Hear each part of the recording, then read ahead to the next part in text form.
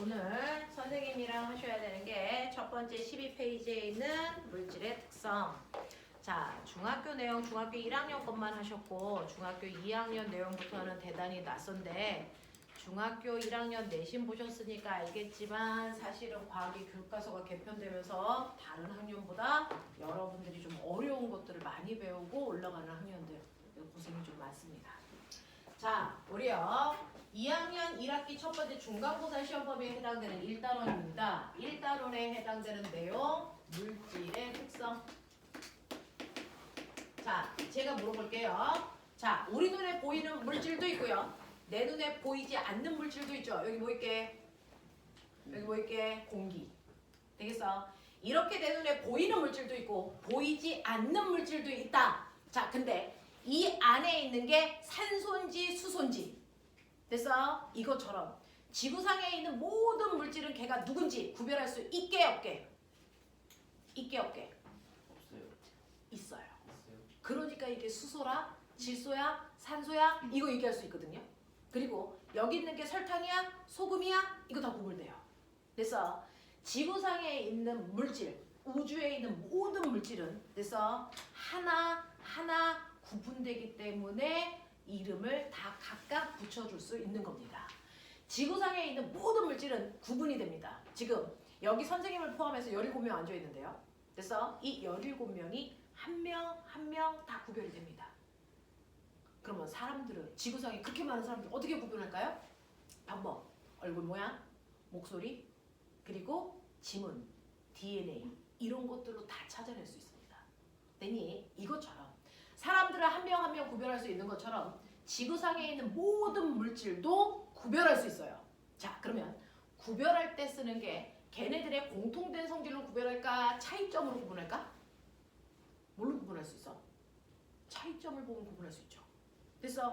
그래서 여기 있는 17명이 다 다른 게 뭐야? 지문. 이걸로 다 구분할 수 있어요. 얼굴 모양. 이걸로 다 구분할 수 있어요. 이것처럼 물질들도 그 물질만이 가지고 있는 다른 물질과 차이 나는 특별한 성질이 있어요. 그걸 우리는 뭐라 그러냐면 그 물질이 가지고 있는 특별한 성질, 줄여서 뭐라 그러니? 특성이라고 얘기합니다. 그래서 이렇게 물질의 특성을 이용하면 이 물질의 특성은 다른 물질과 구분되는 성질이야. 그래서 이걸로 모든 물질을 뭐 할 수 있다고? 구분할 수 있다고. 그래서 얘가 설탕인지 소금인지 아니면 수소인지 산소인지를 구분할 수 있습니다. 그래서 모든 물질은 다 구분이 됩니다. 그 구분할 때 쓰는 게 바로 물질의 특성이라고요. 되겠어? 자, 그러면 물질을 구분할 때 쓰는 물질의 특성에는 뭐가 있습니까? 라고 하는 걸 우리가 배우겠다는 게 이 단원입니다. 물질을 구분하는 물질의 특성에는요 뭐가 있습니까? 첫 번째 나 물어볼게. 소금인지 설탕인지 어떻게 구분할래? 어떻게 할래? 맛보면 되죠. 맞아요. 이렇게 맛으로 구분합니다. 우리가 초등학교 때 배운 것처럼. 그럼 물인지 식초인지는 어떻게 구분할래요? 그쵸. 냄새 맡아보면 되잖아요. 됐어? 이런 식으로요. 우리는 초등학교 때부터 물질을 구분하는 물질의 특성들에 대해서 배웠는데 그 중에서 여러분들이 지금 얘기한 거 가장 원초적으로 인간이 가지고 있는 오감으로 물질을 구분하는 겁니다. 자, 인간의 오감 얘기해봐. 설마. 말해. 시각, 촉각, 청각, 후각, 미각. 맞습니다. 됐어? 이 인간이 가지고 있는 오감과 그 오감을 도와주는 간단한 도구를 이용해서 물질을 구분하는 걸 물질의 특성 중에 첫 번째 겉보기 성질로 구분하고 있어 라고 얘기할 거예요. 그래서 이 겉보기 성질에 해당되는 게 아까 얘기하신 것처럼 맛을 봐요. 냄새 볼 거예요. 색깔 볼 거예요. 또는 그 아래에 있는 작은 입자들의 모양, 결정형을 볼 거예요. 이런 것들이죠. 우리 돌 속에 있는 작은 입자들도 모양이 있어요. 그래서 그 모양을 보면 얘가 방해석인지 석영인지 이거 알 수 있는데 입자가 너무 작으니까 그냥 맨눈으로 안 보이죠. 보려면 뭐가 필요할까요? 돋보기나 현미경이 필요합니다. 걔네들처럼 간단한 도구를 이용해서 구분하는 방법을 우리는 겉보기 성질로 구분하고 있어 라고 얘기하죠. 자, 근데 실제로 이제는 겉보기 성질을 잘 안 써요. 왜요? 위험해요. 소금이다 설탕이다 확신이 없는데 여기 하얀색 가루 있어. 먹어볼래? 안 되죠. 독약일 수도 있잖아요. 그러니 실제로 가장 분명하고 원초적인 방법이 겉보기 성질인데 잘 안 써. 위험하니까. 그러면 이거 대신에 물질을 구분할 수 있는 또 다른 방법이 있어? 있습니다. 그래서 그 또 다른 방법 4가지를 배우겠다는 겁니다. 이게 우리 책에 있습니다. 그 4가지를 오늘 다 배우고 가십니다. 됐죠? 그 중에서 물질을 구분하는 2번째 방법은 밀도로 구분할 수 있고요.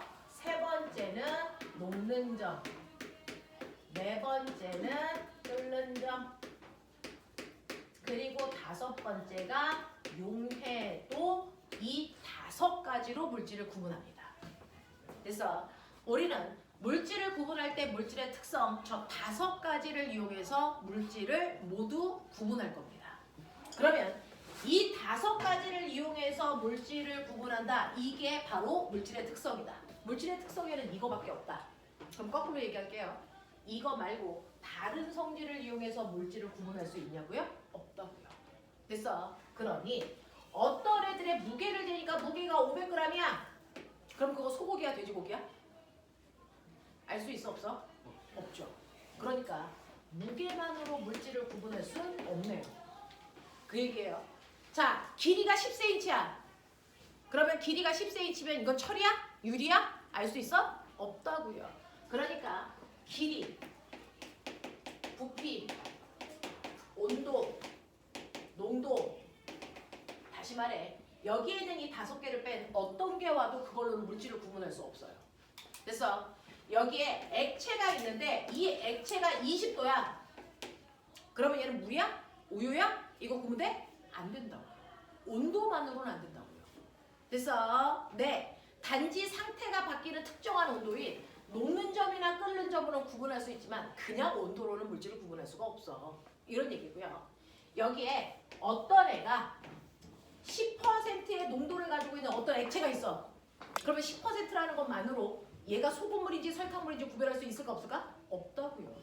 그래서 그러니 여러분들이 기억해야 되는 건 물질의 특성이 아닌 수많은 얘네들을 외울 게 아니고 물질의 특성인 이 5개를 외워라. 이 5가지로 물질을 구분할 수 있는 거고요. 이걸 뺀 나머지로는 물질을 구분할 수 없다라는 겁니다. 그래서 우리는 물질을 구분할 때 쓰는 물질의 특성 저 5가지입니다. 겉보기 성질, 그 다음 밀도, 녹는 점, 끓는 점, 용해도입니다. 이걸 뺀 나머지로는 물질을 구분할 수 없습니다. 이해되시는 거 맞아요? 하겠습니까?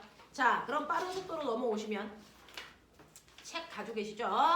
자, 여러분들이 가지고 있는 책에서요. 자, 22페이지로 오셨습니다. 1번, 2번, 3번. 빨리요. 아가 새끼들이.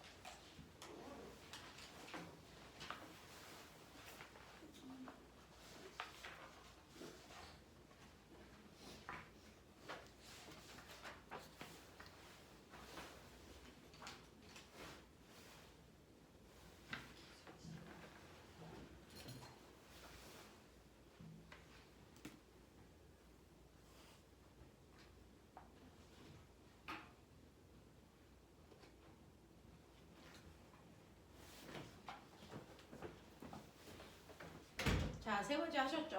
앞으로 오실 때는 3권이 답집니다. 3권도 들고 오십시오. 바로바로 여러분들이 풀어서 스스로 채점할 수 있게끔. 자, 지금 22페이지에 세 문제 푸셨는데요. 첫 번째, 다음 중 물질의 특성에 대한 설명으로 틀린 거 찾아라 그랬습니다. 몇 번 찾으셨을까요? 5번. 5번입니다. 길이, 넓이 같은 것들은 물질의 종류에 따라 다름으로 물질의 특성이다? 아닙니다. 그래서 물질의 특성이라고 할 수 없죠. 여러분들이 보시는 길이, 넓이, 부피, 질량, 무게, 온도 이런 거 물질의 특성이 아닙니다. 자, 두 번째, 물질의 특성만 골라라 라고 했는데 우린 거꾸로 물질의 특성이 아닌 애를 지우셔도 되고요. 물질의 특성을 찾으시면 되죠. 물질의 특성, 니은, 리을, 미음, 비읍. 그래서 밀도, 용해도, 끓는 점, 녹는 점입니다. 자, 세 번째, 소금과 설탕을 구분하고 싶어요. 자, 소금과 설탕을 구분할 수 있는 방법으로 맞는 거 모두 골라라 그랬습니다. 몇 번입니까? 묻는다고 했죠. 이름이? 장화중. 아, 네, 들어오십시오. 하준아, 저기 보이죠? 네.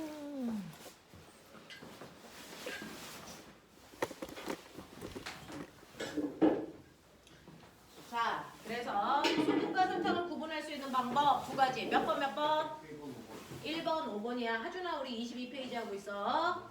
자, 1번 보시면 물질은 맛을 보고 구분할 수 있다. 겉보기 성질을 이용한다는 얘기입니다.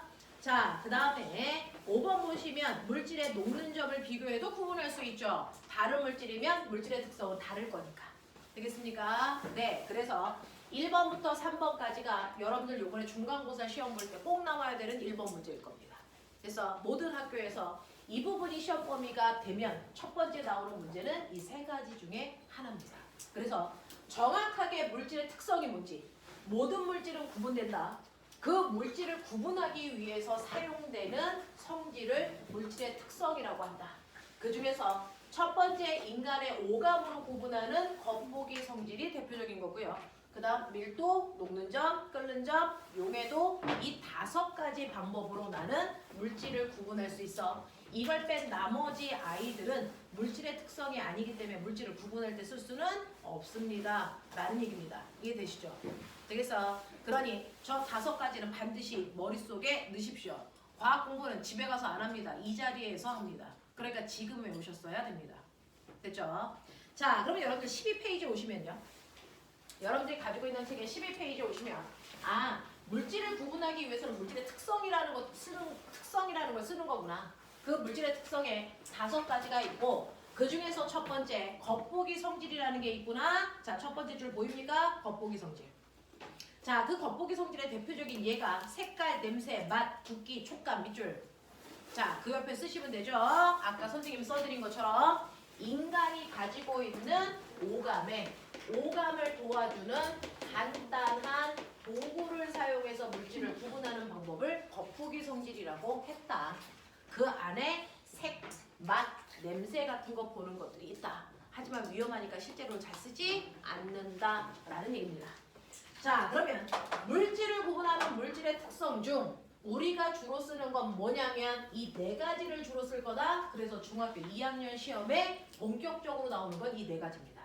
자, 그중 물질의 특성 중에 여러분들 첫 번째 접하는 밀도라는 걸 해보자 이겁니다. 자, 근데 한국 사람이니까 한국말 알아듣겠죠? 밀도라고 하면 느낌이 뭐야? 저 무슨 말일 것 같아? 밀도. 뭐? 밀도가 뭘까요? 온도, 밀도, 농도 할 때 저 도자는 정도를 숫자로 표현한다는 거야. 밀한 정도를 숫자로 표현한 걸 밀도라고 할 거야. 그럼 밀하다는 게 무슨 말이야? 느껴? 뭐야? 뭘 것 같아? 빽빽하다라는 뜻입니다. 그래서 얼마나 밀집되어 있어? 얼마나 빽빽해? 라는 표현이거든요. 됐어? 그래서 밀도는요 2가지 의미를 얘기하는데 그 중에서 얼마나 그 안에 입자들이 빽빽하게 배열되어 있냐라고 해서 빽빽한 정도를 표현하는 거예요. 빽빽할수록 밀도는 크게 나타납니다. 됐어? 자, 근데 우리 중학교 1학년 때 배웠죠? 지구상에 있는 모든 물질은 3가지 상태를 가질 수 있다. 그 중에서 고체 상태는 입자가 어떻게 배열된 거죠?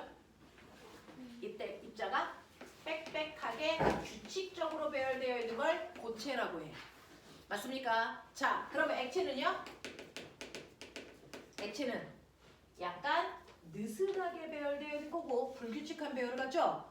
이제 막 배우고 오셨습니다. 그러면 기체는요? 입자 사이의 인력을 다 끊어서 입자가 가장 멀리 떨어져 있고 가장 불규칙한 상태를 띠고 있는 게 기체라고 배웠습니다. 맞습니까?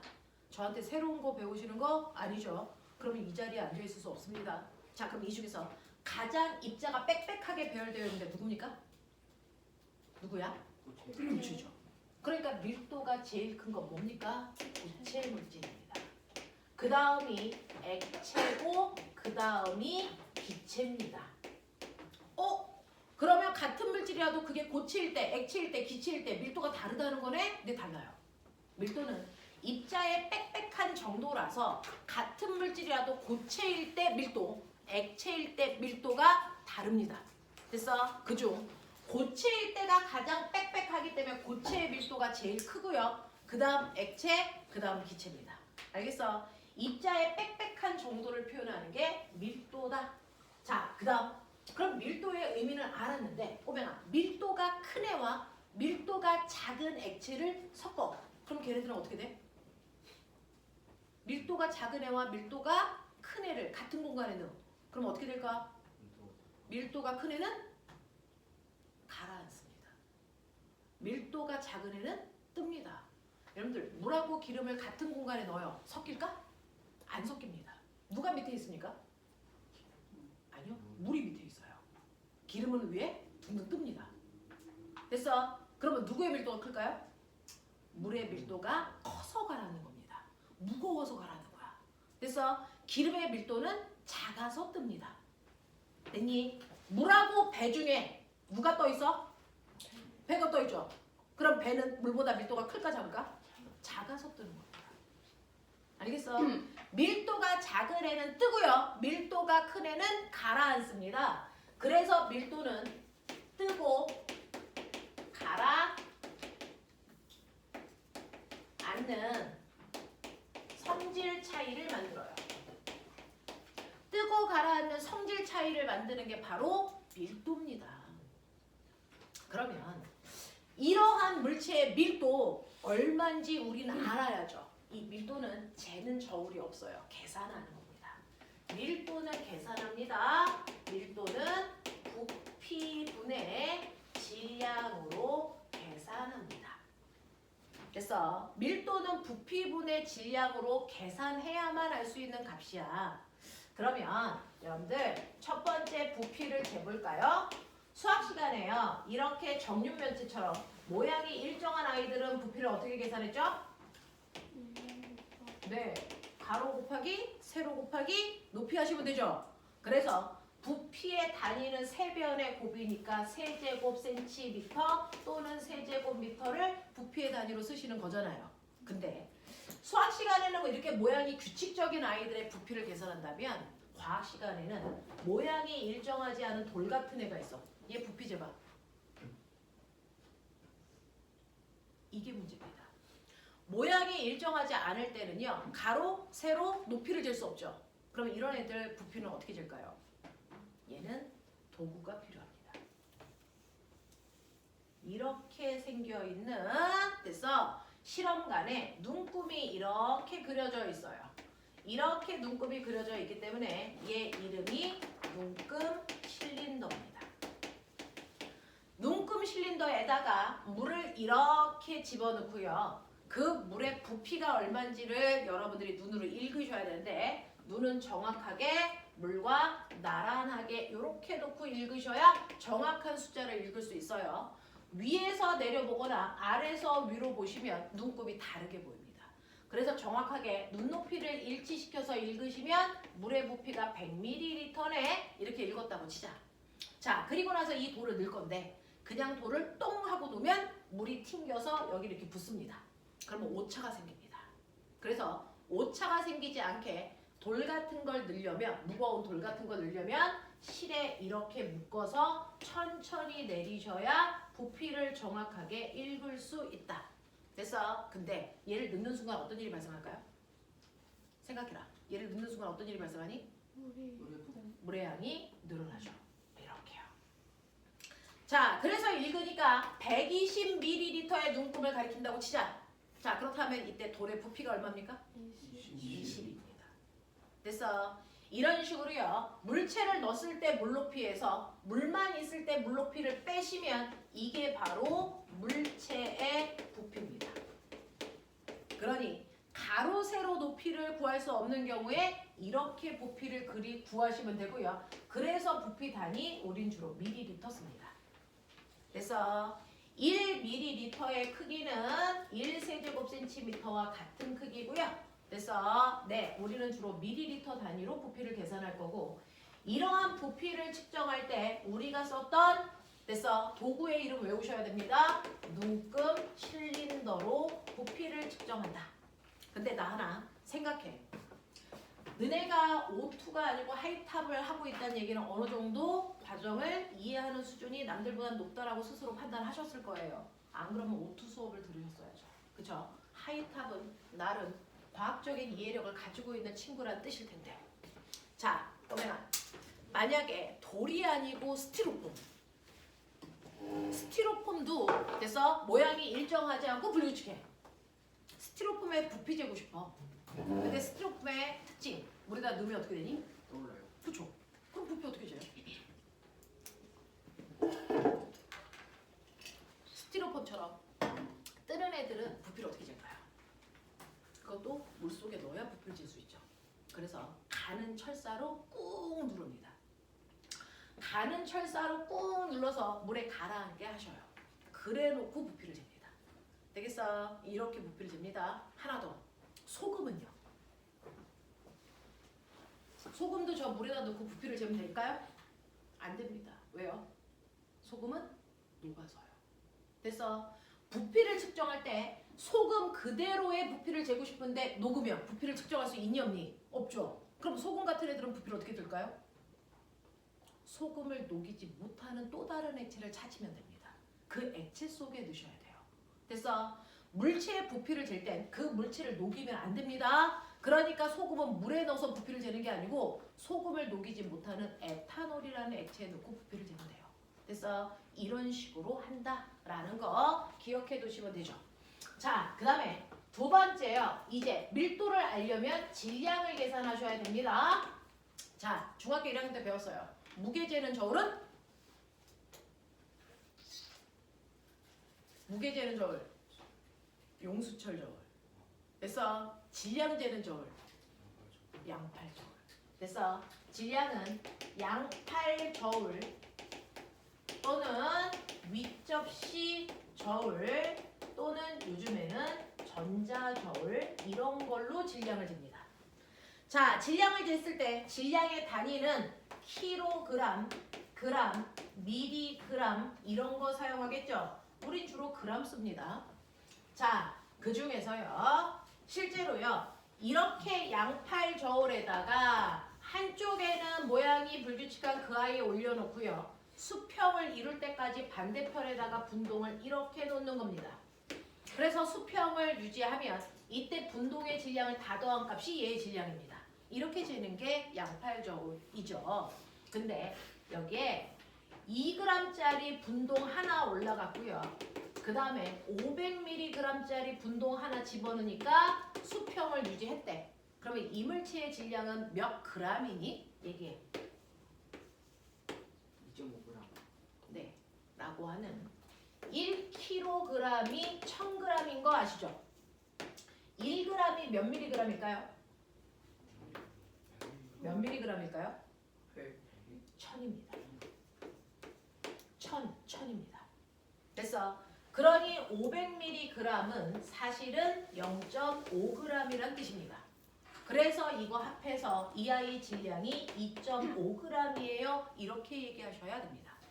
이해되겠죠? 그래서 정확하게 단위 환산까지도 할 수 있으셔야 된다. 자, 그러면 저는 부피와 질량을 측정했으니 이걸로 밀도를 계산할 겁니다. 여기 철이 있습니다. 이 철이 고체 상태일 때 이 아이의 질량이 얼마냐면 100g이야. 자, 이제부터 머리 돌려.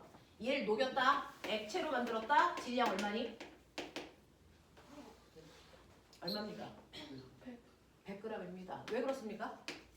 중학교 1학년 때 배웠죠? 아무리 상태가 바뀌어도 그 안에 있는 입자의 종류와 개수는 변하지 않는다. 그렇기 때문에 반드시 질량은 뭐 돼야 된다? 보존돼야 된다. 질량 보존 법칙. 아십니까? 상태가 바뀌어도 질량은 절대로 바뀌는 게 아닙니다. 그러니까 철 덩어리일 때 100g이면 녹여서 액체로 만들어도 100g입니다. 그러면 얘를 더 가열해서 기체로 만들면 질량이 얼마일까요? 100g. 그래도 100g이죠. 질량 보존 법칙 때문에 그렇습니다. 됐어. 근데 고체일 때는 입자가 빽빽하게 배열되어 있어서 이 입자가 차지하는 공간이 요만큼의 부피를 차지할 거야. 그랬을 때 부피를 10ml라고 할게요. 그랬다가 얘를 액체로 녹이면 입자 사이의 거리가 멀어져서 내 입자가 차지하는 공간이 이만큼입니다. 그래서 액체가 되는 순간 부피가 커집니다. 그래서 100이라고 칠게요. 그랬다가 얘를 가열해서 기체로 만들면 입자 사이의 거리는 훨씬 더 멀어져. 그 입자들이 차지하는 공간은 열나 커지죠. 그래서 평균적으로 대략 1700배 커지는데 우린 그냥 계산하기 편하라고 1000이라고 할게요. 알겠어? 자, 그러면 각각의 상태일 때 부피와 질량을 드렸습니다. 그러면 그 상태일 때 밀도를 계산해 보시면 되죠. 부피분의 질량. 보입니까? 자, 고체일 때 밀도 얼마입니까? 고체일 때 밀도 얼마입니까? 네. 자, 과학은요. 숫자는 숫자끼리 계산, 단위는 단위끼리도 계산합니다. 그러니 얘 밀도는 10g/ml입니다. 됐어. 이게 밀도 단위입니다. 됐죠? 자, 액체일 때 밀도 얼마입니까? 계산. 1g/ml. 잘했어. 자, 기체일 때 밀도 얼마 나옵니까? 0.1g/ml가 나오죠. 됐어. 그래서 아까 말씀드렸습니다. 밀도라는 건 그 안에 있는 입자가 얼마나 빽빽하냐, 빽빽한 정도를 밀도라고 한다. 그래서 고체일 때 밀도가 제일 클 거고 그 다음 액체고 기체일 거야 라고 얘기했고 그걸 지금 증명해 드렸습니다. 보이세요? 고체일 때 밀도 10, 액체일 때 1, 기체일 때 0.1. 됐죠? 자, 그러면 요즘에 목동 같은 경우에 중간고사는 올 서술형으로 봅니다. 왜? 상태가 바뀌면 됐어? 밀도가 바뀝니까? 상태가 바뀌면 밀도가 바뀌는 거 보였죠? 왠지 이유 쓰라고요. 뭐라고 씁니까? 입자 사이에 거리가 커져서. 그래서 자, 근데 반은 맞고 반은 틀립니다. 얘가 커져요. 근데 얘도 같이 커지면 밀도가 바뀔 수 있니 없니? 없죠.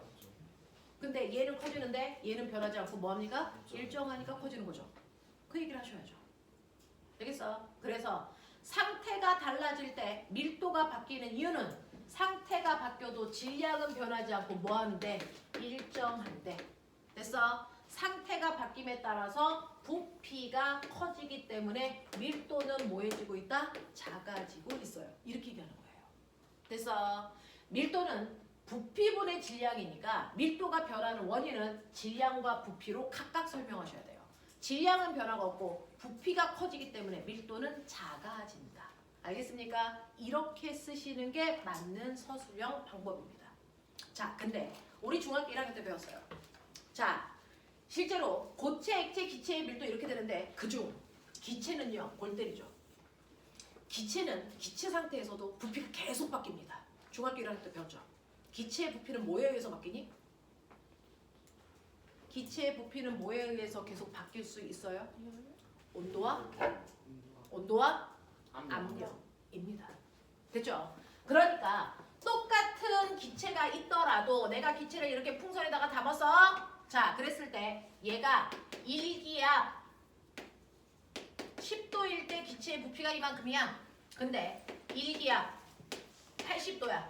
기체의 부피 어떻게 되니? 커지죠. 온도가 높아지면 부피가 커진다 그랬잖아요. 됐어? 그러니 그냥 기체는 언제나 밀도가 0.1이 아니고 그 온도, 그 압력일 때만 0.1인 거죠. 그래서 기체의 밀도를 표현할 때만 고체와 액체는 상관없는데요.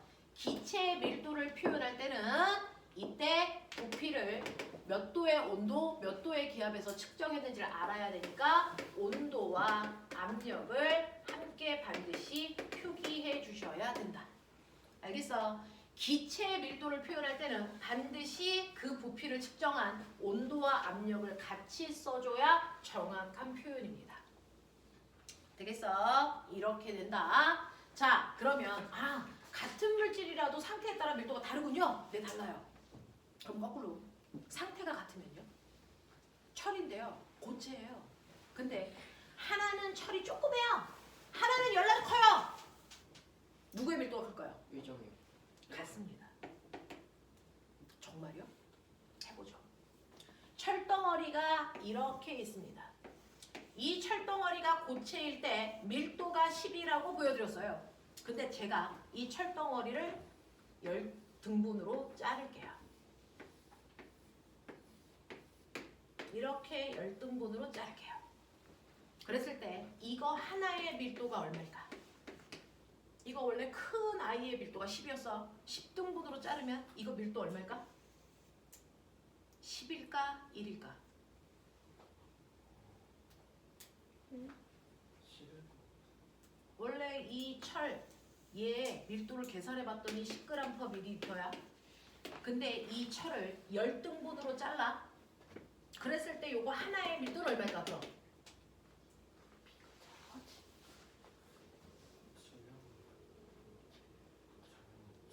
10일까? 1일까? 아니면 또 다른 숫자일까? 상상. 선생님하고 할 때는요, 미친 듯이 틀려도 됩니다. 학교 가서 시험 볼 때 틀리시면 안 됩니다. 그러니까 자기 생각을 계속 얘기하셔야 돼요. 그래야 5개념을 제가 고쳐드릴 수 있습니다. 됐죠? 여러분들 보시면 밀도는요, 부피분의 질량입니다. 본능적으로 애들은 처음에 배울 때 뭐라고 생각하는 줄 아세요? 이걸 10등분으로 잘랐으니까 밀도가 10분의 1로 줄겠지. 그러니까 얘 밀도는 1 아니야? 라고 생각합니다. 그렇지 않다고요. 왠지 보여드릴게요. 지금 얘는요, 질량이 100g이고 부피가 10ml였어요. 그래서 계산해서 밀도가 10 나온 겁니다. 근데 균등하게 10등분으로 자르면 요거 하나가 차지하는 질량은 얼마일까요? 10g입니다. 맞아요? 부피는 얼마일까요? 1ml입니다. 그럼 밀도가 얼마입니까? 10입니다. 됐어? 그래서요, 물질의 특성은 크기에 따라 변하지 않습니다. 여러분들이 지금 배우고 있는 물질의 특성은 양에 따라서 변하지 않습니다. 양이 많던 적던 얘는 고유한 값을 가지고 있기 때문에 그 아이가 누군지 구별할 수 있어요. 되겠죠? 그래서 얘가 클 때도 밀도가 1이면 이걸 아무리 10등분이 아니고 100등분으로 잘라, 아니면 가로 하나만 여러분들 뜯어서 봐. 그래도 밀도는 똑같이 그대로 10입니다. 왜? 부피가 주는 만큼 질량도 같이 줄어서 밀도는 변화가 없습니다. 알겠어? 이 얘기입니다. 되겠죠? 이게 바로 여러분들이 알고 계셔야 되는 밀도입니다. 자, 여러분들이 가지고 있는 13페이지 보시죠. 13페이지 보시면 13페이지에 있는 맨 위에 있는 그림은 뭐재는 지금 뭐 재고 있는 걸까요? 이거 뭐 재고 있을까요? 부피 재는 모습이겠죠. 이 도구 이름이 뭐라고요? 눈금 실린더죠.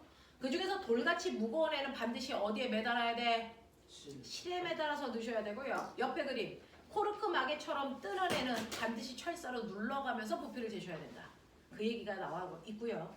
그리고 가운데 그림 눈높이는 정확하게 돼서 물 경계와 나란해야 되는데, 자, 이중 여러분들의 진로가 특목고인 친구들도 있을 테니 해보죠. 내가 눈금 실린더에다가 물을 넣었을 때요, 물의 경계면이 어떤 모습일까? 얘가 이렇게 있지 않습니다.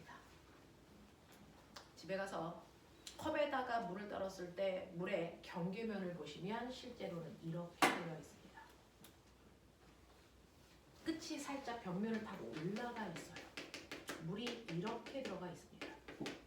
그랬을 때 물의 부피를 여기를 읽으면 22, 여기를 읽으면 21, 여기를 읽으면 20. 도대체 물의 부피를 얼마로 읽어서 밀도를 계산해야 될까?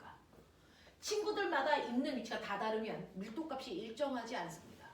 그렇죠? 오차가 발생할 수 있죠. 그러니까 우리는 이렇게 부피를 읽을 때도 어떻게 읽자고 과학에선 다 약속해놨습니다. 그걸 지키셔야 됩니다. 자, 이때 얘 부피 얼마라고 읽을까요? 20이라고 있습니다. 액체를 담았을 때 액체의 수평한 부분의 높이를 읽는 게 액체의 부피를 바르게 읽는 방법이야. 이게 약속입니다. 근데 물을 넣으면 이렇게 되는데요. 수은을 넣으면 수은은 경계면에서 모양이 이렇게 됩니다. 이렇게 수은이 들어가 있어요.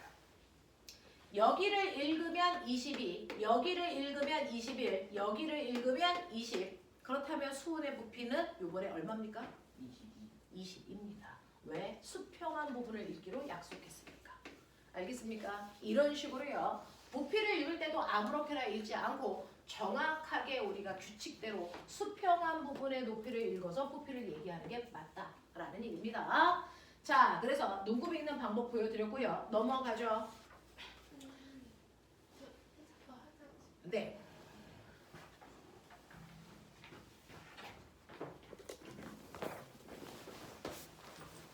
자, 들어올 때 저 뒤에도 문 있어요. 들려오시면 돼요. 네. 자, 앞뒤에 문이 다 있어요. 이 교실은. 자, 그 다음에 14페이지 보시면 14페이지에 있는 저울. 이 저울의 이름이 뭐라고요? 전자저울 뭐 재는 저울이에요? 질량 재는 저울입니다. 되겠어? 네. 우리가 알고 있는 양팔 저울처럼 얘도 질량 재는 저울이야. 그래서 질량을 측정하십니다. 자, 그렇다면 물질의 밀도를 알 수 있고, 자, 그 다음에 15페이지 보세요. 그 밀도에 따라서 컵에다가 넣었어요. 그랬더니 꼬맹아, 자, 15페이지 맨 위에 있는 그림. 물질이 섞이지 않고 층층이 생겼죠? 뭐가 달라서 그래? 밀도가 달라서 그래. 그러면 이 그림 중에서 가장 밀도가 작은 게 누굴까요? 밀도가 작은 거. 나무입니다. 밀도가 제일 큰 거. 돌입니다. 됐어. 이걸 우리가 밀도탑을 쌌어요. 이렇게 표현하는데요. 밀도가 클수록 가라앉는 거고요. 밀도가 작을수록 뜹니다. 되겠어? 이렇게 된다. 꼬맹아, 하이탑 이렇게 생긴 거 맞죠? 계정본으로 사시는 게 맞습니다. 됐죠? 여러분들은 계정 교과서로 수업을 할 거라서. 맨 뒤에 언니, 책 달라요? 왜요? 너 계정 교과서 아니지? 네, 그런 거 같아 보였어요. 자, 계정 교과서로 사시면 되고요. 너 거기다가 요번에 산 거야? 네, 그러면 새로 사시는 게 맞아요. 네, 그래서 새로 사달라고 하시면 될 것 같습니다. 자, 그래서 보시면 밀도에 따라서 어떤 일이 발생하는지 보고요. 가운데 그림 보시면 꼬맹아, 우리 행사할 때 풍선에다가 무슨 기체 넣어야지 풍선이 떠? 헬륨을 넣으면 왜 뜨니? 공기보다 헬륨은 밀도가 작아서 떠요. 근데 너네가 헬륨을 집어넣지 않고 입김을 후 부르면 거기에 이산화탄소가 들어가죠. 이산화탄소는 공기보다 무겁습니다. 그래서 이산화탄소를 가득 채운 풍선은 뜨지 않고 가라앉습니다. 알겠냐? 이렇게 풍선이 뜨고 가라앉는 것도 그 안에 있는 기체의 밀도의 크기 때문에 나타나는 현상입니다. 자, 그중 우리는 하나만 외우죠. 자, 물질들의 밀도는 계산하라 그러면 거기서 숫자들을 줄 겁니다. 이용해서 계산하시면 되고 물질들의 밀도를 외울 필요는 없는데 딱 하나 밀도만 외우죠. 누구의 밀도? 물의 밀도는 외우십시오. 물의 밀도는 얼마입니까? 1g/ml입니다. 물의 밀도가 1입니다. 얘가 기준입니다. 그래서 얘가 기준입니다. 물의 밀도가 1입니다. 자, 근데 저 하나 말씀드리죠. 여러분들은 하이탑을 하는 친구니까. 자, 꼬맹아. 괜찮아? 자, 우리요. 고체일 때 밀도가 제일 크고 그 다음 액체고 그 다음 기체라 그랬죠? 근데 이 순서가 아닌 애가 우주에 하나 있습니다. 이 순서가 아닌 아이가 우주에 딱 하나 있습니다. 그 물질이 고체일 때 밀도가 제일 커야 돼. 그 다음 액체일 때야. 그 다음 기체일 때야. 이게 99.9% 이렇습니다. 근데 딱 한 종류만 이 순서랑 같지 않습니다. 누굴 것 같습니까? 물입니다. 꼬맹아, 얼음하고 물하고 같이 넣으면 누가 뜨니? 얼음이 뜨죠. 그러면 얼음인 고체가 물보다 밀도가 뭐하다는 겁니까? 작다는 뜻입니다. 그래서 물만 예외적으로요. 물은 물일 때 밀도가 제일 큽니다. 그 다음 얼음, 그 다음 수증기입니다. 그래서 고체, 액체의 순서가 바뀌었습니다. 그래서 물만 예외적으로 물은 얼 때 부피가 커집니다. 아시죠? 물은 얼 때 부피가 오히려 커지기 때문에 밀도는 작습니다. 그래서 물만 예외다. 그래서 꼬맹아 물 한 글자 1등, 얼음 두 글자 2등, 수증기 세 글자 3등, 밀도 순서대로 등수입니다. 알겠습니까? 이렇게 외우시는 게 편합니다. 헷갈리지 않습니다. 물만 예외적으로 물만 얼 때 부피가 커지기 때문에 물의 밀도가 제일 큰 거다 라고 하는 거 기억해 두시면서 저 하나요. 자, 온도가 높아지면 어떤 물질 열받으면 부피가 커져요. 열팽창 배웠잖아요. 됐어. 여러분들이 1학년 가장 마지막에 배워서 배운 지 얼마 안 됩니다. 그래서 바이메탈이 이렇게 있을 때요. 내가 가열하면 얘는 부피가 뭐하니? 팽창하죠. 그래서 이렇게 늘어나죠. 되겠어? 그래서 모든 물질은 온도가 높아질수록 부피는 조금이라도 커집니다. 그러면 우리의 물은요. 온도가 높아질수록 부피가 커지죠. 얘도 커집니다. 모든 물체는 예외 없이 온도가 높아지면 부피가 커집니다.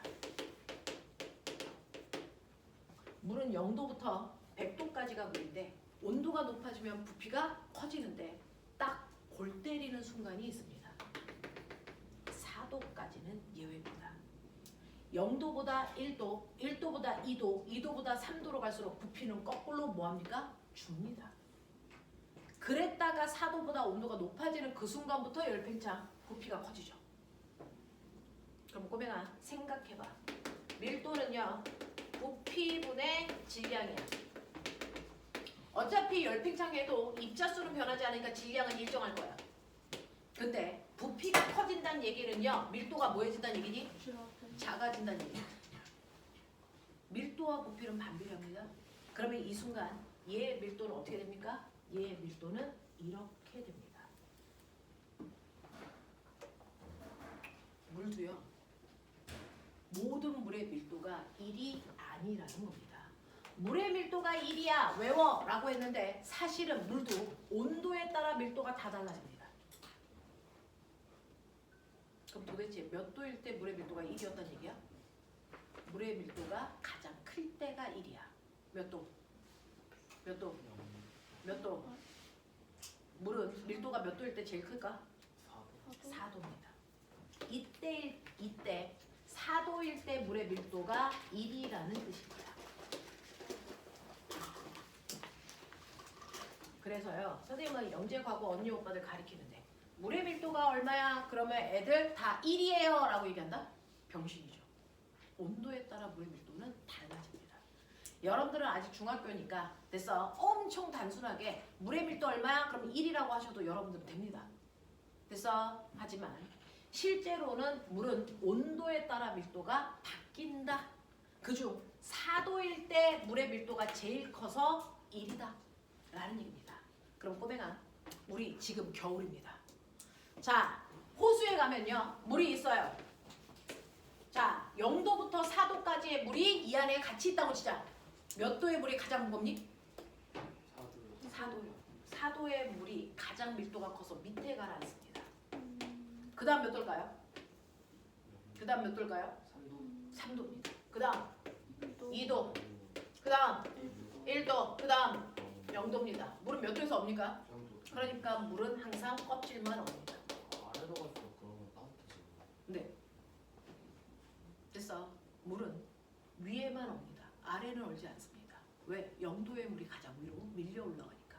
알겠어? 여기만 옵니다. 여기만 얼어요. 그래서 강가나 호수에 가면 위에만 얼고 아래가 안 오는 이유가 됐어? 네, 0도부터 4도까지는 가장 차가운 물이 밀도가 낮아서 위에 뜨기 때문이다.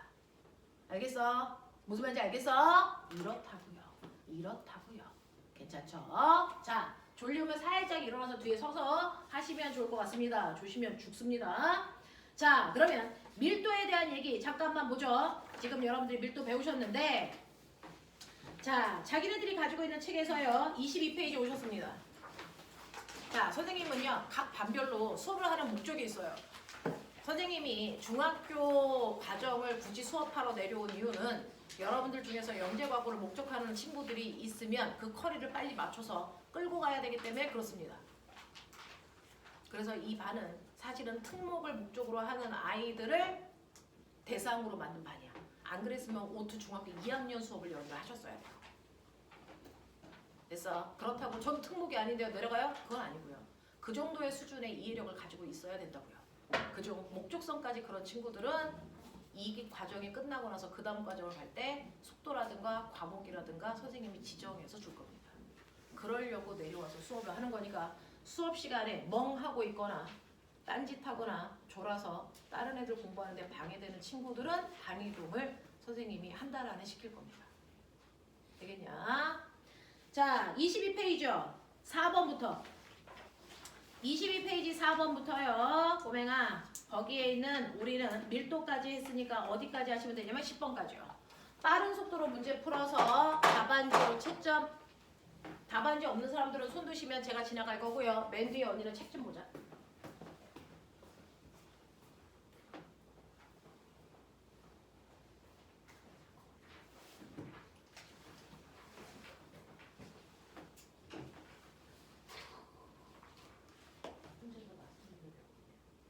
자, 어디 갈래요? 지금 1층으로 내려가서 책을 사가지고 올래요? 아니면 선생님이 책을 못 사야 될까요?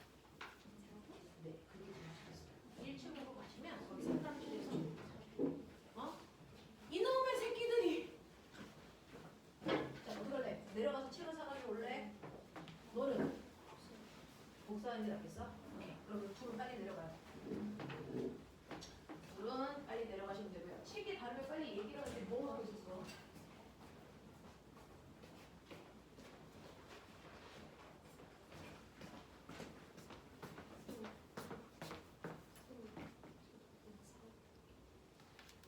이 층으로 빨리 엘베 타고 같이 내려가.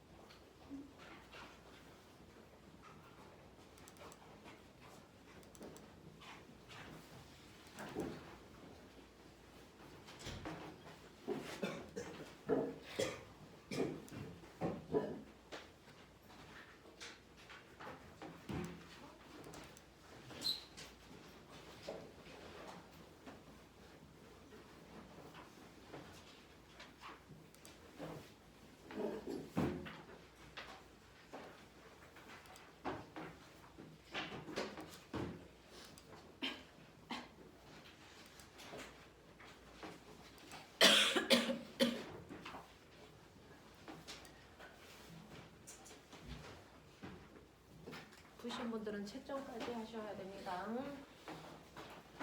답안지 없는 분들은 손 드시면 답안지 빌려드릴게요.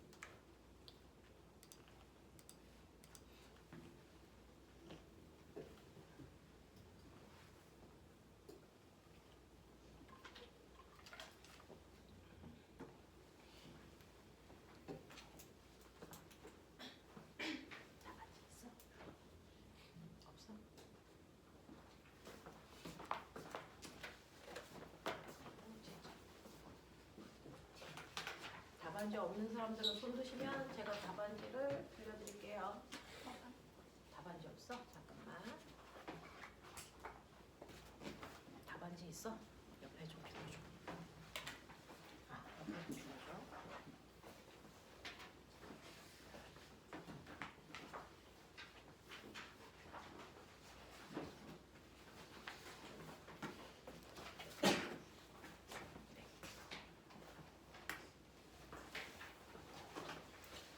책을 이제산 친구들은 조금 시간이 걸릴 텐데, 그죠?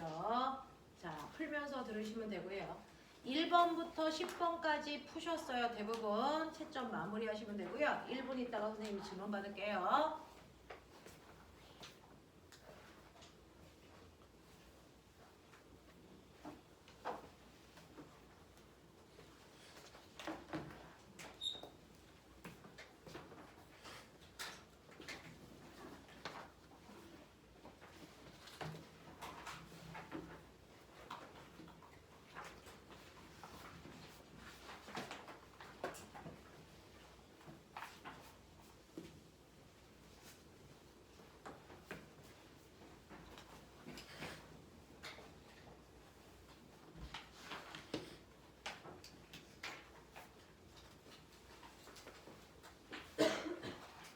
하셨죠?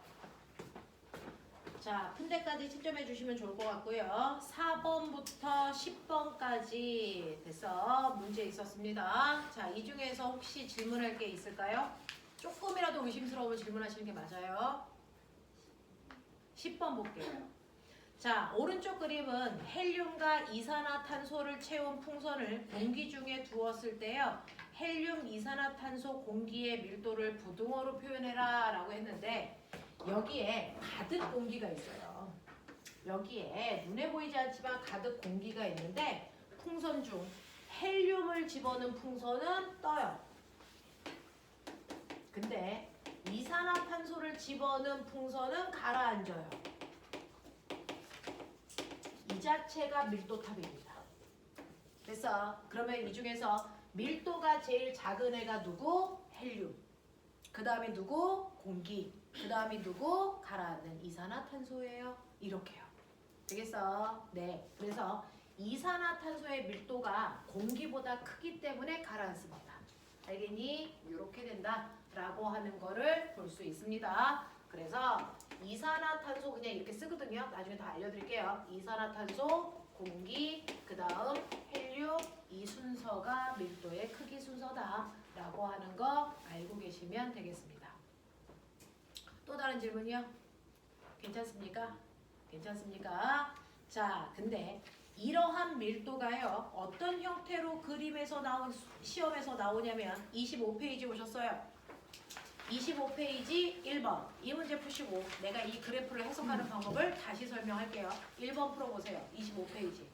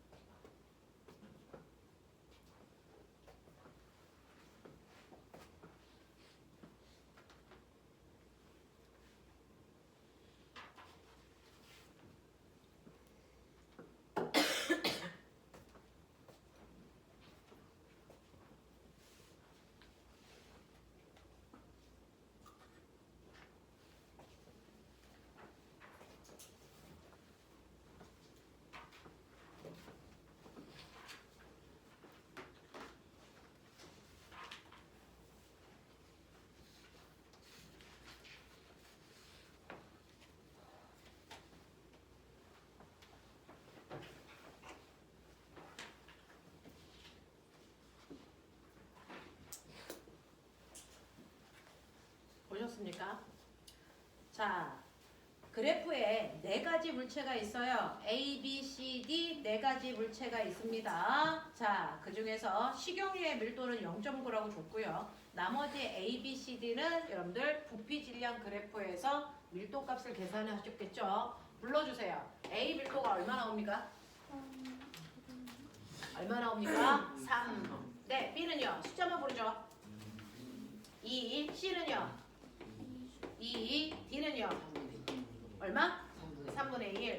그러면 네 가지 물질이 있는데 종류는 몇 종류 있어요? 이 안에 몇 종류의 물질이 들어있는 거예요? 라고 하면 세 종류의 물질이 들어있어요. 왜? 같은 종류가 있기 때문이죠. 누구와 누가 같은 물질입니까? 네, B와 C가 같은 물질입니다. 그래서 왜? 밀도라는 물질의 특성이 같으니까요. 되겠습니까? 그래서 여기는 A라고 하는 물질의 밀도가 제일 크고 B, C의 밀도는 같아서 같은 물질이고요. D의 밀도가 제일 작아요. 이렇게 되는 거죠. 그래서 물질의 종류를 물어보면 같은 애들을 한 종류로 보시는 게 맞아요. 그래서 이 안에는 세 종류의 물질이 들어 있습니다. D 밀도가 3분의 2 아니에요? 3분의 2요. 네. 자, 그러면 여기에 대한 설명으로 맞는 걸 찾아라 그랬으니까 A의 밀도가 가장 작다? 틀렸네요. 자, B와 C는 밀도를 이용해서 구분할 수 없다. B와 C는 밀도를 이용해서 구분할 수 없죠. 밀도가 같으니까.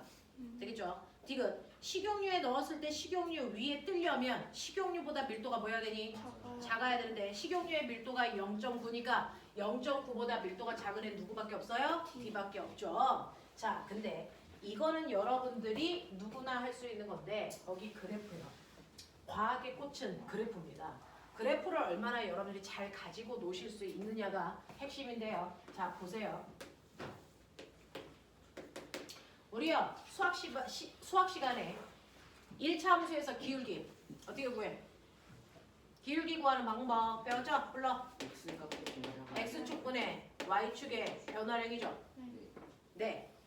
자, 수학 시간에 함수 기울기를 구하는 것처럼 이 그래프에서도 여러분들 거기 A, B, C, D 있죠? 자, 원점과 그 점을 지나는 직선을 그리세요. 빨리. 원점과 각각의 점을 지나는 직선을 그리십시오.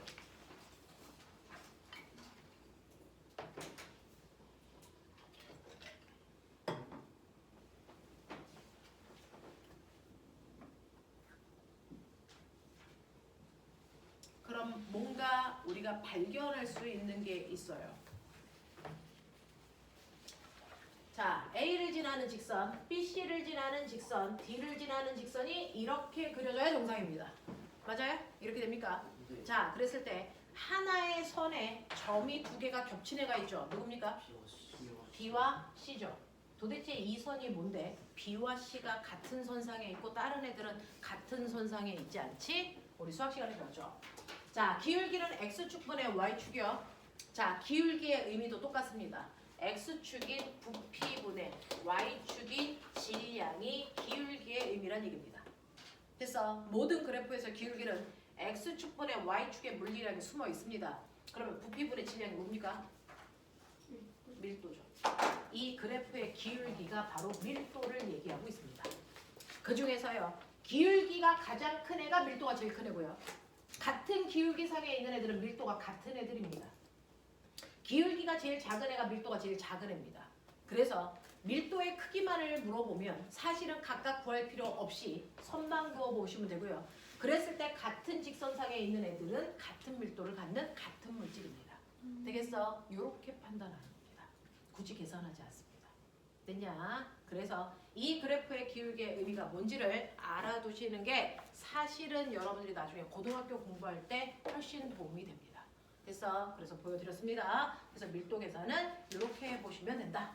자, 그러면 물질의 특성 중에서요, 첫 번째 겉보기 성질, 그 다음 밀도, 그 다음 녹는 점, 끓는 점, 여기까지 하고 잠깐 끊어드릴게요. 녹는 점과 끓는 점은 대단히 간단하거든요. 자, 물질의 특성 중에 녹는 점과 끓는 점이요. 자, 중학교 1학년 때 배웠던 거 할게요. 여기 이렇게 비커에다가 얼음 집어넣고 온도계 꼽아서 알코올 램프로 가열할 거야. 그랬을 때 아가들아 그려. 거기에 A4 용지에다가 시간이 지남에 따라 우리 중학교 1학년 때 했다. 저 얼음의 온도 변화를 그래프로 그렸었던 거 기억나요? 맨 처음에 이 얼음의 온도는 영하 20도입니다. 그래서 영하 20도에서부터 됐어? 가열하면 온도가 올라가죠? 어떻게 올라가야 할까? 계속? 아닌 거 아시죠? 온도가 올라가다가 어느 순간부터는 더 이상 온도의 변화가 없죠. 맞습니까? 네. 그랬다가 시간이 지나면 다시 온도가 뭐하니? 올라가다가 또 뭐하니? 멈추죠. 됐죠? 그랬다가 다시 올라가죠. 자, 예를 들어 얼음을 가열할 때 첫 번째 몇 도에서 멈춥니까? 몇 도에서요? 0도에서 멈추는 거 아십니까? 됐어. 그리고 두 번째 몇 도에서 멈춥니까? 100도에서 멈추는 거 아세요? 자, 실제로요. 이렇게 얼음을 가열을 하면 내가 가열하는 내내 온도가 계속 올라갈 거라고 우리는 상상합니다. 근데 실제로 가열해 보시면 온도가 올라가다가 어느 순간부터는 더 이상 온도가 올라가지 않고 일정한 구간이 생기고 다시 올라가고 또 일정하고 이렇게 온도가 됐어 변화합니다. 그럼 도대체 온도가 올라갈 때는 어떨 텐데 온도 변화가 없는 것도 왜 그래? 라는 겁니다. 실제로요. 열은 대단히 단순한 겁니다. 열은 한 번에 하나밖에 못해요. 어떤 물체의 온도를 변화시킬 때는 온도만 변화시켜. 근데 온도가 변화 없을 때는 그때는 뭐 하는 거야? 상태를 변화시키고 있는 거야. 그러니 맨 처음에 가열하니까 고체 상태에서 얼음의 온도가 올라가. 영하 20도, 15도, 10도, 5도, 0도까지 올라간다고요. 그랬다가 0도가 되는 그 열로 이 순간의 온도는 열은 뭐합니까? 얼음의 입자 사이의 인력을 끊는데 그 0도의 열을 씁니다. 그래서 얘가 약간 불규칙한 무슨 상태로 변하고 있어? 액체 상태로. 그래서 온도 변화가 없는 곳은 10중 8구 상태 변화가 일어나는 곳입니다. 그 중에서도 뭐가 뭘로? 고체가 액체로요. 됐어. 고체가 액체로 상태 변화가 일어나기 때문에 온도는 변하지 않고 있는 겁니다. 되겠어? 자, 그러면 이때는 상태가 뭘까요? 고체가 액체로 상태 변화했어. 근데 상태 변화가 끝났어. 그리고 나면 다시 온도가 올라가죠. 그럼 이때는 무슨 상태가 있습니까? 액체 상태만 들어있습니다. 됐어?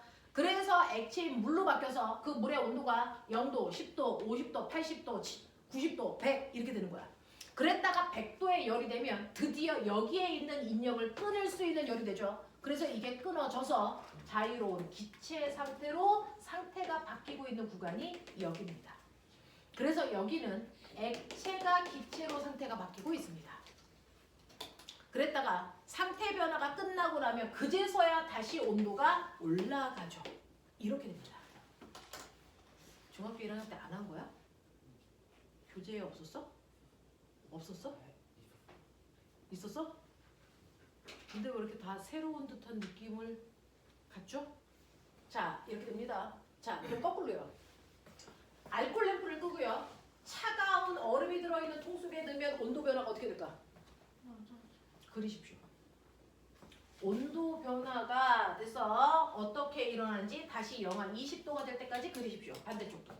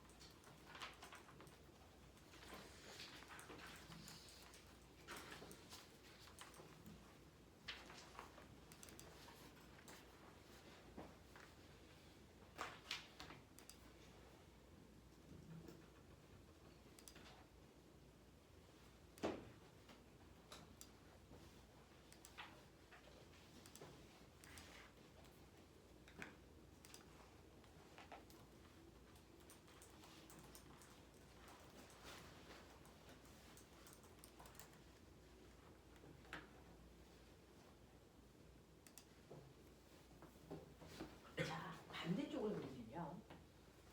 실제로 온도가 낮아지죠. 그랬다가 다시 상태가 바뀌는 온도에서 다시 온도가 일정. 다 상태가 바뀌면 다시 내려가고 다시 일정하고 다시 온도가 내려가고 이렇게 됩니다. 자, 이때 여러분들이 이 그림 그릴 때 꼭 기억하셔야 되는 거 상태가 바뀌기 시작하는 온도는 서로 같아야 됩니다. 같은 높이여야 됩니다. 됐어. 그래서 높이 맞춰주셨고요. 그러면 여기는 상태가 기체. 그럼 꼬맹아 여기는 불러. 이거 뭘 것 같아요? 기체. 그 다음에 이거 뭘 것 같습니까? 액. 그 다음에 이거 뭘 것 같습니까? 액고. 그 다음 뭡니까? 고. 이렇게 됩니다. 되겠어? 얘야 칠판을 봐야지. 자, 그랬을 때요. 중학교 1학년 때 배웠어요. 고체가 액체로 상태가 바뀌는 상태 변화를 뭐라 그러지? 융해. 그 융해가 일어나기 시작하는 온도를 다시 말해 얼음이 물로 녹기 시작하는 온도를 그 물질에 뭐라고 한다? 녹는 점이라고 한다. 맞아. 자, 그 다음에 액체가 기체로 상태 변하는 걸 뭐라고 합니까? 기화. 그 기화가 일어나기 시작하는 온도를 뭐라고 합니까? 그걸 끓는 점이라고 우리는 얘기를 합니다. 그래서 녹는 점은 고체가 액체로 상태 변하는 온도고요. 끓는 점은 액체가 기체로 상태가 바뀌는 온도인데 액체가 기체로 상태가 바뀌는 온도와 기체가 액체로 상태가 바뀌는 온도는 반드시 같아야 됩니다. 됐어? 그래서 이 높이와 이 높이는 반드시 같아야 되고요. 얘를 끓는 점이라고 합니다. 얘는 뭐라고 할까요? 얘도 끓는 점이라고 하죠. 같은 온도니까. 됐어? 둘 다 끓는 점입니다. 됐지? 그리고 온도를 낮춰서 됐지? 액체가 고체로 바뀌는 상태 변화를 뭐라 그러니? 응고. 응고가 일어나는 다시 말해서 물이 얼기 시작하는 온도를 뭐라 그럽니까? 물이 얼기 시작하는 온도를 어는 점이라고 하지만 액체가 고체로 어는 온도나 고체가 액체로 녹는 온도나 두 온도는 반드시 어때야 됩니까? 같아야 됩니다. 됐어? 온도는 같지만 우리는 녹는 온도는 녹는 점이라고 하고요. 어는 온도는 그냥 어는 점이라고 이름만 다르게 붙일 뿐. 됐어? 온도는 같습니다. 그러니까 물질의 특성은 녹는 점과 끓는 점이야 라고 해도 되고 물질의 특성은 어는 점과 끓는 점이야 라고 해도 같죠. 어는 점과 녹는 점은 같은 말이니까. 되겠습니까? 이렇게 얘기할 수 있다라는 겁니다. 자, 그중 물은 0도에서 얼어. 그러면 얼으면 몇 도에서 녹아? 0도. 어느 온도와 녹는 온도 같다고요.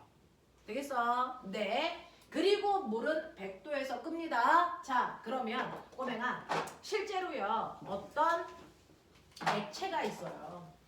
여기에 액체가 있는데 이 중 얘가 물이라면 물은 몇 도에서 끓냐면 100도에서 끓어요.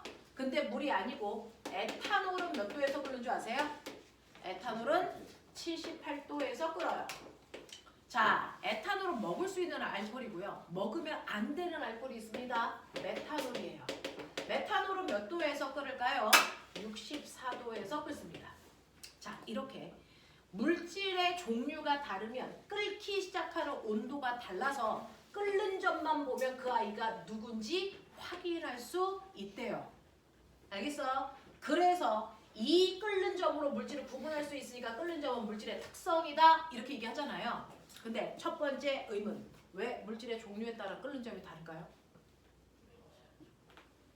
그건 입자의 종류가 물방울과 물방울이라면 얘네들끼리 잡아당기는 인력의 세기가 엄청 세요. 근데 에탄올 입자와 에탄올 입자 사이에 서로 잡아당기는 인력은 물보다 약해요. 그러면 내가 이걸 끊어야 기체가 되잖아요. 그걸 끊기 시작하는 온도를 끓는 점이라고 하고요. 그러면 이걸 끊기 위해서 필요한 열을 줘야 되는데 얘는 인력이 약하니까 온도를 올리다 보면 조금만 열을 가해도 금방 끊어지죠. 근데 얘는 인력이 세니까 그 열에서 끊어질까 안 끊어질까? 안 끊어져요. 그래서 훨씬 더 온도를 높여야 이 인력을 드디어 끊어서 기체가 됩니다. 됐어. 그래서 물질들의 종류에 따라 입자와 입자 사이에 서로를 잡아당기는 인력의 세기가 다른 겁니다. 이 인력의 세기 차이 때문에 인력이 약한 애는 끓는 점이 낮고요. 인력이 센 애는 끓는 점이 높습니다.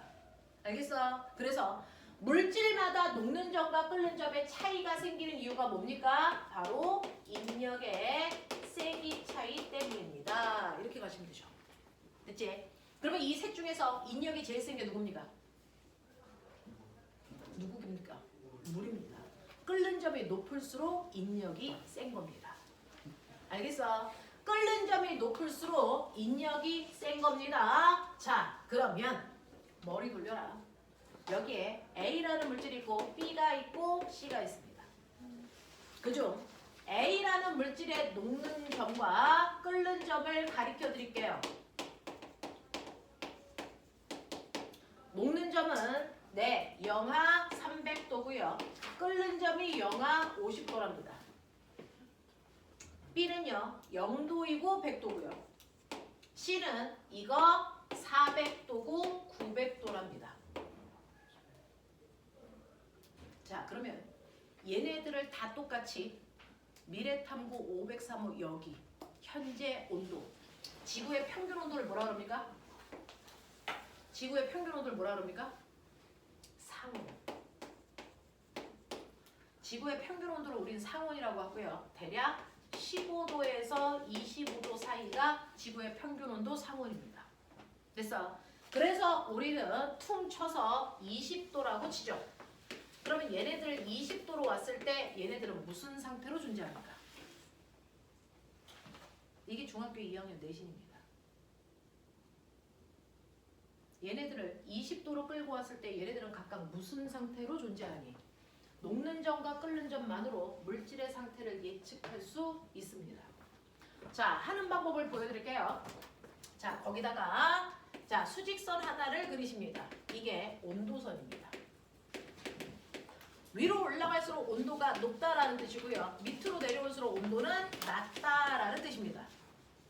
자, 그러면 물질은 세 가지 상태로 존재하니까 세 개로 자르십시오. 그중 가장 낮은 온도에서 물질은 무슨 상태로 존재합니까? 가장 추울 때가 고체입니다. 그 다음이 액체고 그 다음이 기체입니다. 이렇게 쓰시면 됩니다. 됐어. 자, 그 다음에 보여드릴게요.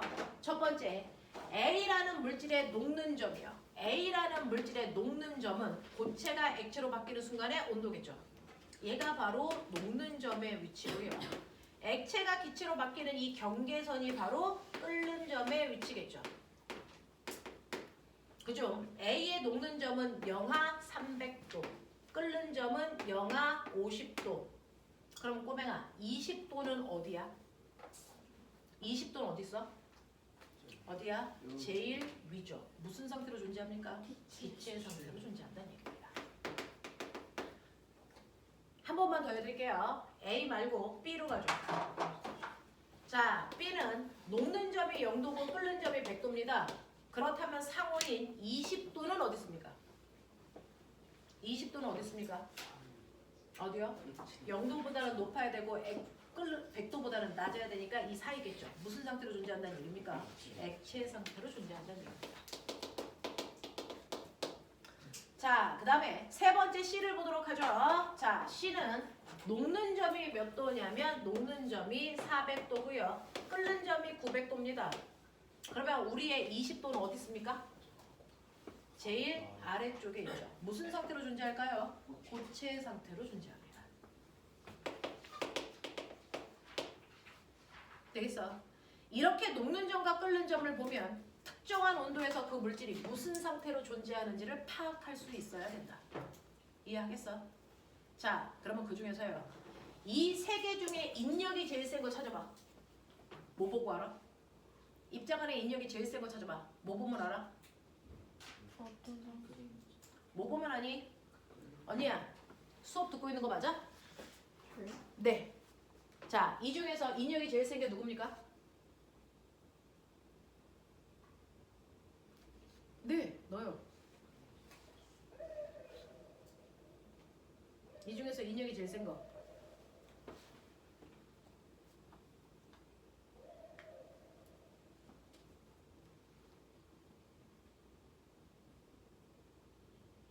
인력이 센지 약한지 뭐 보면 알 수 있다고 그랬어요? 끓는 점이요. 그러면 이 중에서요. 인력이 제일 센 건 누굽니까? C죠. 끓는 점이 제일 뭐하니까? 높으니까. 알겠니? 알아듣겠어요? 네. 자, 그래서 C의 인력이 제일 셉니다. 그 인력이 센 애는 상온에서 무슨 상태로 존재하는 애들입니까? 고체 상태로 존재하는 애들입니다. 한 3년 전에 어떤 애가요? 1번부터 5번까지요. 돌, 우유, 물, 산소, 수소 이런 거 나왔어요. 그래서 자, 이 중에서 끓는 점이 제일 높은 걸 찾아라. 뭘 것 같습니까? 돌이죠. 돌의 끓는 점이 몇 도인지 알아? 모르죠. 하지만 알죠. 뭡니까? 지금 현재 됐어. 무슨 상태로 존재하는 애가? 고체 상태로 존재하는 애가 인력이 제일 세니까 끓는 점이 제일 뭐 할 겁니까? 높을 거라는 거죠. 됐어? 이렇게 여러분들은 원인과 결과를 정확하게 인지하셔야죠. 그래서 그 새끼가 선생님 우유는 끓는 점을 안 가르쳐줬잖아요. 돌은 끓는 점을 안 가르쳐줬잖아요. 나도 몰라. 돌이 몇 도에서 녹는지 그 돌의 종류에 따라 다 다른데 내가 어떻게 알아. 대신에 그 문제는 돌의 끓는 점이 몇 도라는 걸 외웠다는 얘기야? 외울 필요 없죠. 그걸 묻는 문제가 아니잖아요. 문제의 의도를 정확하게 파악하셔야 됩니다. 되겠어? 거꾸로요. 인력이 제일 약한 거 찾아와. 뭡니까? 인력이 제일 약한 거 누굽니까? A죠. 끓는 점이 제일 약하니까. 그러면 인력이 제일 약한 애는 같은 온도에서 무슨 상태로 존재하는 애들? 무슨 상태? 기체 상태로 존재하는 애들이 인력이 제일 약하다는 겁니다. 알겠어? 이런 뉘앙스를 정확하게 이해하셔야 됩니다. 됐죠? 그래서 녹는 점과 끓는 점은 입자 사이의 인력 차이이기 때문에 그 인력을 여러분들이 이용하셔서 물질이 무슨 상태로 존재하는지도 파악하시면 되는데, 자, 냄비가 있습니다. 여기요. 라면 하나 끓일 물이 있어요. 몇 도에서 끓일 거야? 100도. 물이니까. 그죠? 라면 10개 끓일 물이 있습니다. 몇 도에서 끓일까요? 같습니까? 라면 한 개 끓일 물은 100g이에요. 얘 100도에서 끓었다며. 라면 10개 끓일 물은 1000g 넣은 겁니다. 몇 도에서 끓을까요? 몇 도에서 끓을까요? 100도입니다. 물질의 특성은 양에 따라 변한다 안 변한다? 안 변합니다. 물이기 때문에 물의 양이 많던 적던 끓는 점은 똑같이 100도인데 저 궁금한 거 있어요. 그래도 뭔가 달라야 되는 거 아니에요? 뭔가는 다르죠. 뭐가 다를까요? 뭐가 다를까요? 그 100도까지 올라가는 데 걸리는 시간이 다릅니다. 되겠어? 시간을 보시면요. 라면 하나 끓일 물은 물의 양이 적으니까 빠른 속도로 온도가 올라가서 100도에 도달하는데 1분이면 돼요. 그래서 물이 1분 만에 끓기 시작했어.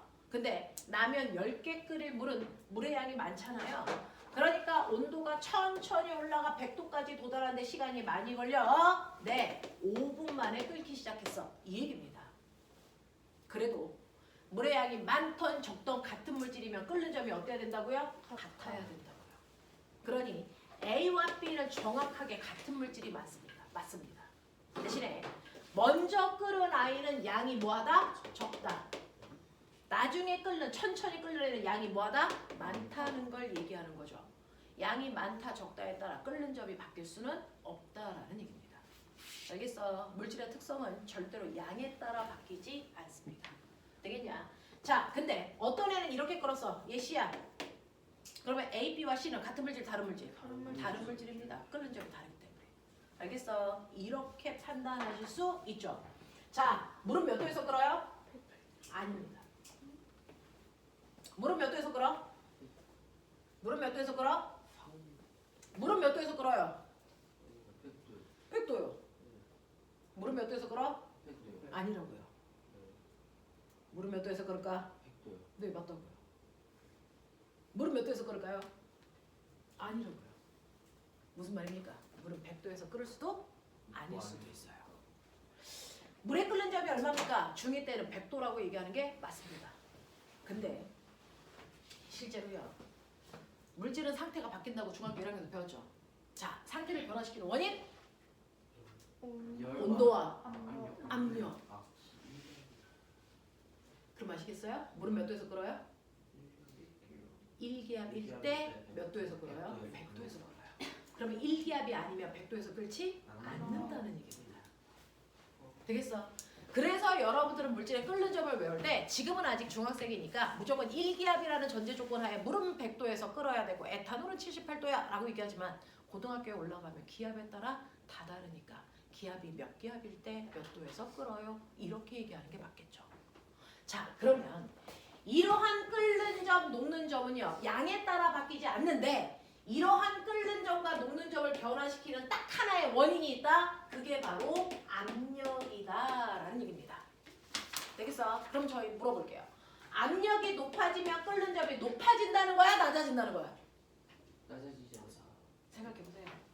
실제로 입자와 입자 사이에 인력이 있어. 이걸 끊기 위해서 필요한 열이 끓는 점이야. 근데 자, 이 밖에서 얘네들을 누르는 압력을 지금 현재는 1기압인데 훨씬 세게 해서 4기압으로 누르게. 더 세게 꽉 누르는 거야. 그럼 내가 열을 가하면 이거 잘 끊어질까 안 끊어질까? 안 끊어집니다. 하도 누르기 때문에 이거 안 끊어집니다. 누르기 때문에 서로 잡아당기는 세기가 더 세집니다. 그러면 압력이 높아지면 끓는 점이 높아져야 됩니다. 됐어? 압력이 높아지면 따라서 끓는 점도 높아집니다. 예를 들어 물이 있어. 물이 있는데요. 물이 8888 끓어. 자, 근데 우리가 이렇게 냄비에 뚜껑을 덮어놓으면 밖에서 공기가 누르는 압력이 1기압이고요. 안에 있는 공기의 압력도 1기압이라서 둘이 미는 힘이 같아서 뚜껑이 열려 안 열려? 안 열립니다. 근데 내가 알코올 램프로 막 가열을 하면 물이 끓으면서 여기에 수증기가 더 생기죠. 그러면 공기의 양이 훨씬 더 뭐해지니? 많아지죠. 그러면 안에서 밖으로 미는 기압이 훨씬 더 뭐해지는 줄 아세요? 세집니다. 2기압, 3기압, 4기압 이렇게 세집니다. 그럼 어떻게 될까요? 뚜껑이? 열립니다. 안에서 미는 힘이 더 세니까. 그래서 냄비에다 물을 집어넣고 끓이다 보면 뚜껑이 들썩하죠. 그 뚜껑이 들썩하는 순간 안에 있는 기체가 왁 하고 나가서 다시 1기압이 되면 뚜껑 덮이고 이거 하는 거예요. 됐어? 열리면 기체 나가고 일기압 되면 다시 닫고. 그래서 들썩들썩 하는 겁니다. 근데 꼬맹아, 이때 공기가 못 나가게 뚜껑을 꽉 닫자. 어떻게 될까? 뚜껑을 꽉 닫으면 일기압이야 또. 그죠. 그 상태로 계속하면 이게 터져야 폭탄되는 거예요. 근데 집에다 그런 애를 둘 수는 없습니다. 네, 1기압이었다가 2기압이었다, 3기압이었다, 4기압까지 오게끔 합니다. 그래도 뚜껑이 안 열립니다.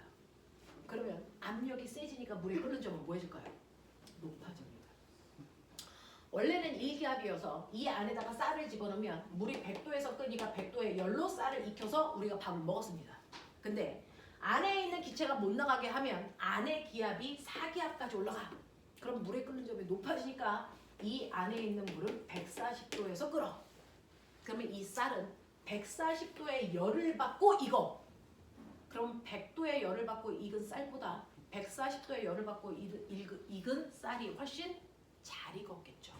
그래서 찰진 맛있는 밥이 됩니다. 이게 뭘까요? 여러분들 집에 다 있습니다. 이게 바로 압력밥솥입니다. 됐어. 그래서 압력밥솥으로 밥을 하면 훨씬 더 밥이 맛있어. 당연하죠. 훨씬 더 물을 높은 데서 끓이기 때문에 쌀이 훨씬 더 잘 익어서 그래요.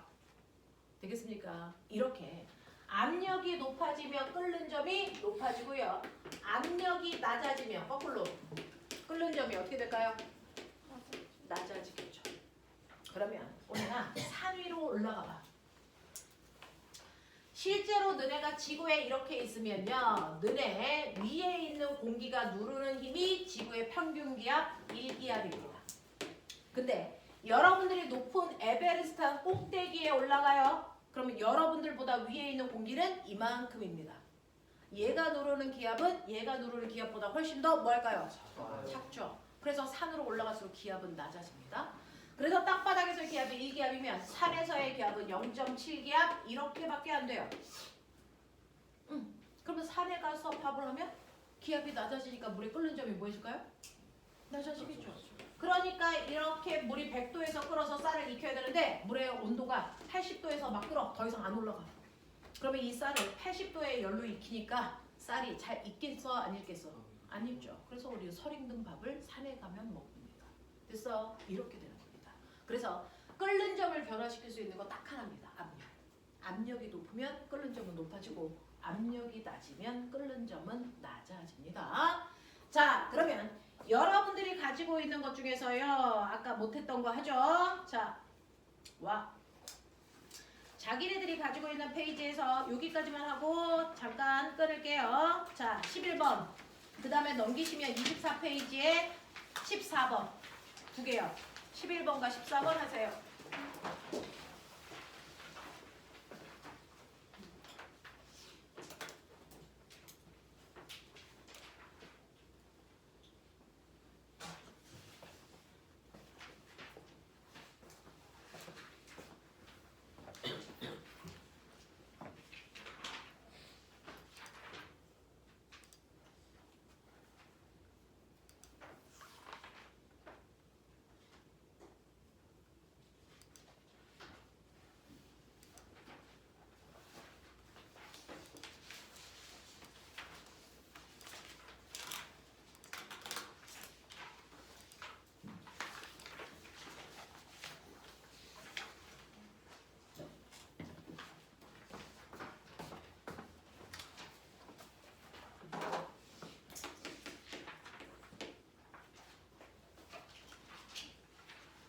자, 푼 사람들은 7, 8에 답이 있으니까 보고 채점.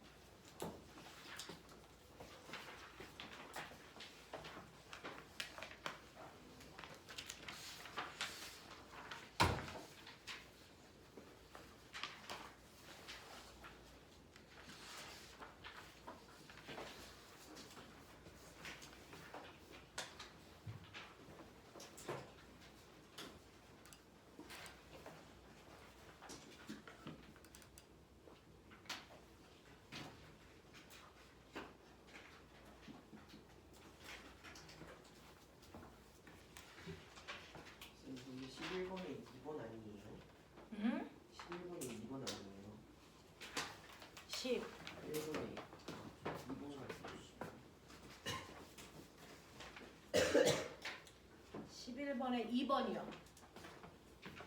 11번에 2번.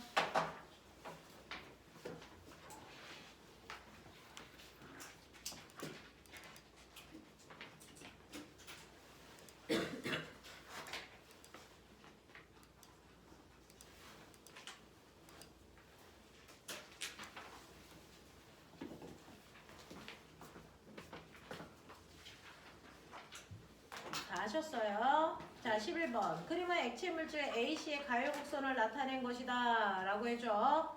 자, A는 B보다 양이 많다. 맞아, 틀려? 틀리죠. 나중에 천천히 끓은 애가 양이 더 많은 거니까 B의 양이 더 많습니다. B와 B는 C보다 끓는 점이 높다. 맞는 거고요. A와 C는 같은 물질이니? 아니죠. A와 B가 같은 물질이죠. 그래서 넘어오시면 14번에요. 가나다라마의 상태 좀 쓰세요. 우리 아까 썼던 것처럼.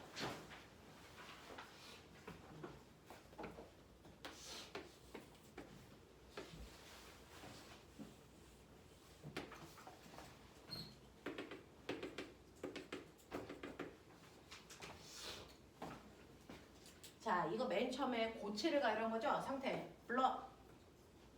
고. 고에. 에. 뭐라고요? 에고. 거꾸로 돌아가는 거야. 그 다음. 고. 됐어. 네. 기체까지 올리는 게 아니고 다시 온도를 낮춰서 돌아가는 겁니다. 자, 그래서 고에, 에고, 고. 이렇게 갑니다. 자, 그러면 이때 기억. 스테아르산의 녹는 점과 어는 점은 같습니까? 고체가 액체로 바뀌는 온도는 녹는 점. 액체가 고체로 바뀌는 온도는 어는 점. 이거 두 개는 같습니다. 됐습니까? 같은 물질이면 녹는 점과 어는 점은 무조건 같아야 되고요. 가마 구간의 스테아르산의 상태는 서로 다르니? 라고 했는데 가하고 마요. 네. 얘하고 얘는 상태가 같죠. 둘 다 고체입니다. 지금 스테아르산의 양이 달라져도 나와 라 구간의 온도는 일정하니? 라고 했는데 양이 달라진다고 해서 끓는 점, 녹는 점과 어는 점이 바뀔 수는 없습니다. 네, 시간만 달라져요. 근데 저 궁금한 거 있는데 나와 라에서 그거 상태는 다른 거예요? 나하고 나요? 네, 이 안에 공존하는 상태는 똑같습니다. 그래서 선생님은 뭐가 뭘로 바뀌는지를 표시하려고 이렇게 쓰는 것 뿐이죠. 그래서 이 안에는 고체와 액체가 같이 들어있는 게 맞습니다. 되겠어? 이렇게 됩니다. 자, 잠깐만 10분만 끊었다가요. 선생님이랑 두 번째 내용 할게요.